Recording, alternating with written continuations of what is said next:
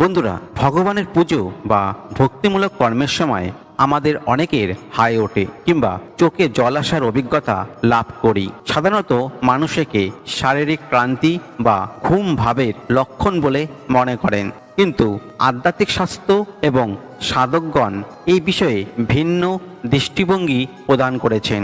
চলুন জেনে নিই এর প্রকৃত কারণ ও সংকেত। 1 নম্বর, হাই ওঠার আধ্যাত্মিক কারণ। বন্ধুরা, পুজোর সময় হাই ওঠা মানেই আপনার মন ও শরীর একটি গভীর প্রশান্ত অবস্থায় প্রবেশ করেছে।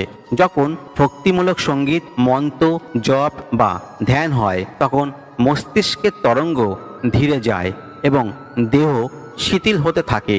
এই অবস্থায় শরীর অতিরিক্ত প্রাণশক্তি বা অক্সিজেন চায়। হাই ওঠা তারই প্রকাশ। সংকেত, এটি বুঝিয়ে দেয় যে আপনি ধীরে ধীরে ভক্তিভাবের মধ্যে